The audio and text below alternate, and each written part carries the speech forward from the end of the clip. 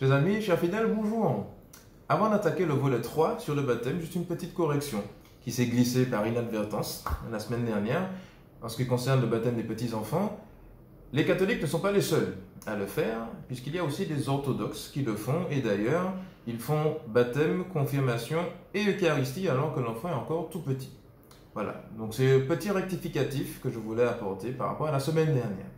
Sinon, volet numéro 3, aujourd'hui nous allons nous consacrer à la mission des parents, des parrains et des marraines.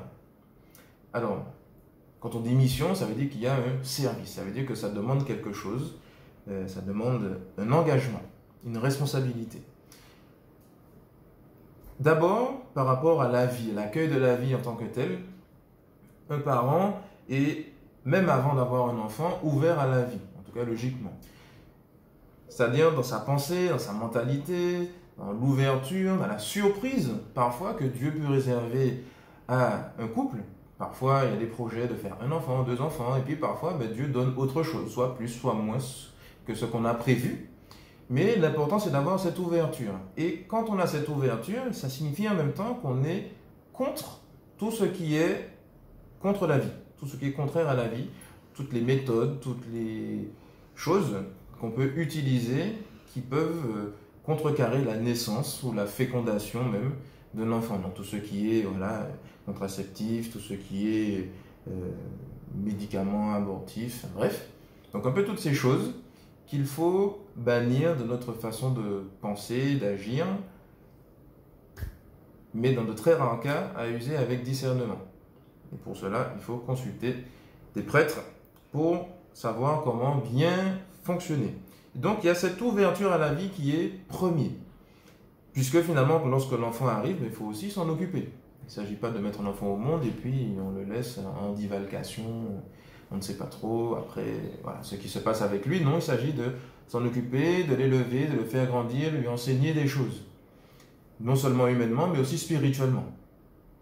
D'où le fait que le jour du baptême, le prêtre pose des questions aux parents, disant: est-ce que vous êtes prêts à assumer cette responsabilité d'éduquer l'enfant, non seulement humainement, mais aussi dans la foi de l'Église? Et les parents répondent: oui, père.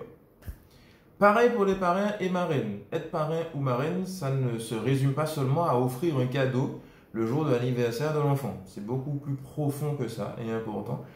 Là aussi, il y a cette mission d'accompagnement, d'éducation spirituelle de l'enfant. Et le choix des parrains et marraines est très important. Aujourd'hui, pour être parrain ou marraine, il faut être baptisé, confirmé, avoir fait sa première communion évidemment, et autant que faire se peut, vivre selon l'évangile, ou au moins avoir le désir de mettre sa vie dans la voie de l'évangile, et avoir 16 ans minimum. Voilà, les conditions requises pour être parrain ou marraine. Donc ça, c'est très important à respecter, parce qu'il en va de la croissance spirituelle de notre enfant, jusqu'à la fin, Dieu nous demandera des comptes. Une dernière petite chose aujourd'hui, la mission du parent consiste aussi à donner un prénom. Et là aussi, c'est une chose très importante qu'il ne faut pas négliger. Parce que le prénom touche à la personne. Déjà, le prénom, ça a une signification. Chaque prénom a une signification. Et ce qui est très particulier, c'est que le prénom, une fois qu'on l'a donné à l'enfant, ça touche à son être profond. Ça a parfois un impact sur sa vie, sur sa vocation.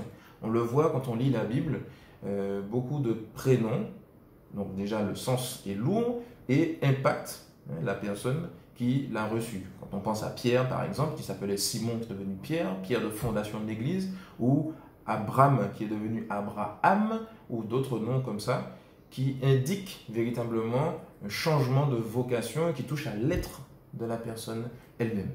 Donc, attention aux noms parfois un peu fantaisistes, aux prénoms. Je ne donnerai pas d'exemple pour ne mettre personne mal à l'aise, mais voilà, parfois il ne s'agit pas simplement parfois de prendre un morceau du prénom du papa, un morceau du prénom de la maman, on colle les deux ensemble, c'est joli. Non, parce que le prénom a une signification et il ne faut pas qu'on rigole avec ça parce que ça impacte toute la vie de l'enfant. Donc attention à ne pas faire n'importe quoi. Sur ce, chers amis, je vous donne rendez-vous la semaine prochaine pour le prochain volet sur le baptême. À bientôt!